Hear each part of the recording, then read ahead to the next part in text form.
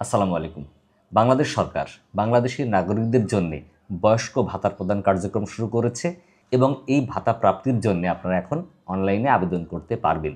আজকের ভিডিওতে আমরা জানব বয়স্ক ভাতা পাবার যোগ্যতা কী, কী কী ক্রাইটেরিয়া মিট করলে আপনারা বয়স্ক ভাতা পেতে পারবেন, কী কারণে বয়স্ক ভাতার আবেদন বাতিল হবে এবং বয়স্ক ভাতার পরিমাণ কত, এ সমস্ত বিষয়ে বিস্তারিত।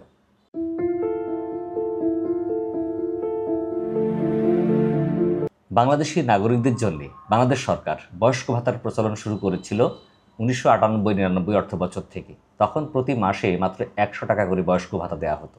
আর এখন 2025-26 অর্থ বছরে এই বয়স্ক ভাতার পরিমাণ এসে দাঁড়িয়েছে জনপ্রতি মাসিক 650 টাকা। অর্থাৎ আপনি একজন বাংলাদেশের নাগরিক হিসাবে বা বয়স্ক নাগরিক হিসাবে যদি বয়স্ক ভাতা পাওয়ার জন্য মনোনীত হন, তাহলে আপনি প্রতি মাসে 650 টাকা হারে বয়স্ক ভাতা পেতে পারবেন। এই বয়স্ক ভাতা পাবার জন্য আপনাকে অবশ্যই প্রথমে অনলাইনে আবেদন করতে হবে। অনলাইনে আবেদন করতে হলে আপনার জন্য প্রয়োজন হবে আপনার এনআইডি কার্ডের বা অনলাইন জন্ম সনদের কপি, প্রয়োজন হবে আপনার পাসপোর্ট সাইজের ছবি। আপনি যদি স্বাক্ষর জ্ঞান সম্পূর্ণ হন, স্বাক্ষর করতে পারেন, তাহলে আপনার স্বাক্ষরের স্ক্যান কপি প্রয়োজন হবে আপনার নামে থাকা নির্ধারিত 4টি ব্যাংকের ব্যাংক অ্যাকাউন্ট নাম্বার অথবা নির্ধারিত কিছু মোবাইল ব্যাংকিংয়ের অ্যাকাউন্ট নাম্বার।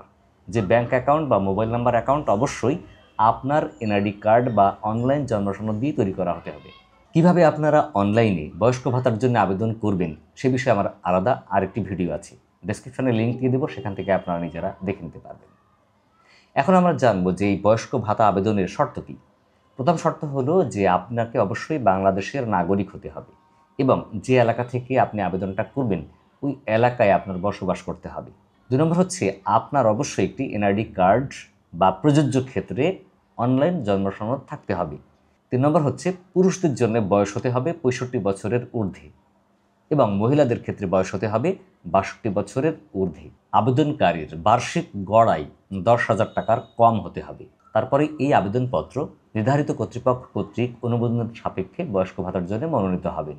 বয়স্ক ভাতা পাবেন এ বিষয়ে যদি মনোনীত হতে হয় বা আপনার আবেদন যদি অনুমোদন হতে হয়, তাহলে তারা কিছু বিষয়কে গুরুত্ব দিয়ে থাকেন।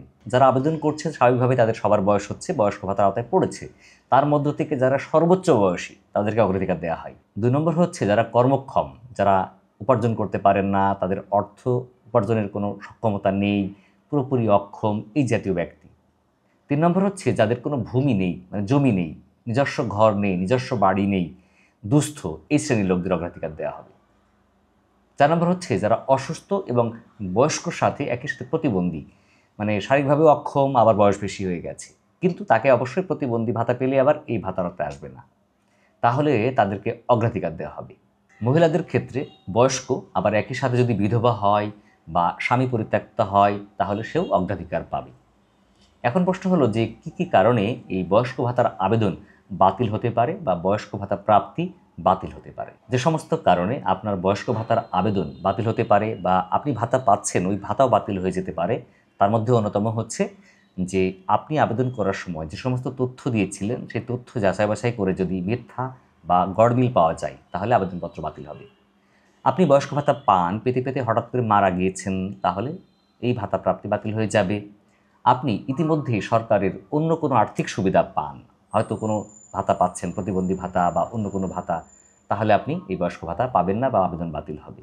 যদি এমন হয় যে আপনি সরকারি বেসরকারি কোনো সংস্থা থেকে কিংবা বাংলাদেশের সমাজসেবা অধিদপ্তর থেকে অন্য কোনোভাবে আর্থিক সহযোগিতা পাচ্ছেন বা আর্থিক বেনিফিটেড হচ্ছেন, তাহলে আপনার বয়স্ক ভাতার আবেদন বাতিল হবে। এবং আপনি সরকারি চাকরি করতেন, এখন সরকারের পেনশন পান, রিটায়ার করেছেন, সরকারের পেনশন পাচ্ছেন, তাহলে কিন্তু আপনার আবেদন বাতিল হয়ে যাবে। তো ফলে এই সমস্ত বিষয়গুলো যদি আপনার মাথায় রেখে বয়স্ক ভাতার জন্য আবেদন করেন, তাহলে আশা করি আপনারা বয়স্ক ভাতা পেতে পারবেন এবং কোনো ঝামেলা ছাড়াই। তো এটা সরকার একটি ভালো উদ্যোগ যে বাংলাদেশের বয়স্ক নাগরিকদের জন্য তারা বয়স্ক ভাতা প্রদান কার্যক্রম শুরু করেছেন। তো বন্ধুরা, আজকে এই পর্যন্তই, দেখাবে পরবর্তীতে আবার অন্য কোনো গুরুত্বপূর্ণ বিষয় নিয়ে। ততদিন ভালো থাকবেন। আমাদের ভিডিও ভালো লাগলে শেয়ার করে অন্যকে দেখার সুযোগ করে দিবেন। যারা ইউটিউবে আমাদের ভিডিও দেখছেন, আমাদের চ্যানেলকে লাইক করে সাবস্ক্রাইব করে পাশে থাকবেন। আল্লাহ হাফেজ। আসসালামু আলাইকুম।